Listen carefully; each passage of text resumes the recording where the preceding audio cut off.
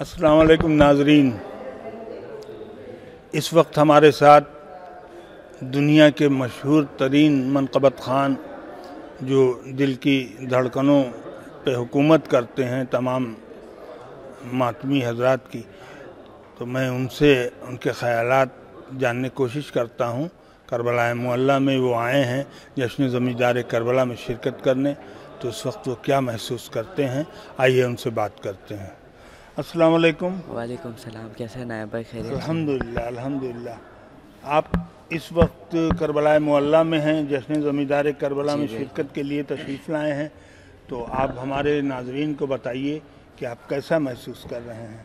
मैं तो पूरा साल भर मैं एक्साइटेड था इसी प्रोग्राम के लिए। मैं पिछले साल भी मैं प्रोग्राम करके गया, बहुत अच्छा लगा। और जश्न बैनुल हरमैन में है, इससे बड़ा जश्न कौन सा हो सकता है।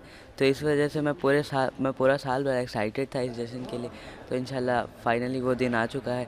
आज रात इंशाल्लाह ठीक 9 बजे स्टार्ट होगा इंशाल्लाह। तो मैं तमाम व्यूअर हज़रात से गुजारिश करता हूँ कि वो लोग भी तशरीफ़ लाइएगा।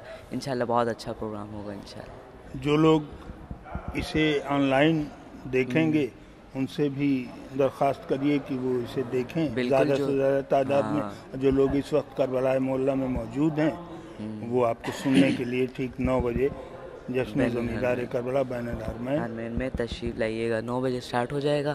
और जो ऑनलाइन सुनना चाहते हैं, मेरे ख्याल से ग्राफ एजेंसी पे ये लाइव चलेगा। तो इंशाल्लाह शिरकत करेंगे, ऑनलाइन भी और ऑफलाइन भी। बहुत बहुत शुक्रिया मिर्ज़ा मुअज़्ज़म अली साहब। और नाज़रीन, मैं आपको बताता चलूँ कि आज ठीक 9 बजे बैनुल हरमैन जश्न ज़मींदार करबला होगा, जिसमें मिर्ज़ा मुअज़्ज़म अली साहब मदह मौला पेश करेंगे। और आप लोग ज़्यादा से ज़्यादा तादाद में आइए। बहुत बहुत शुक्रिया।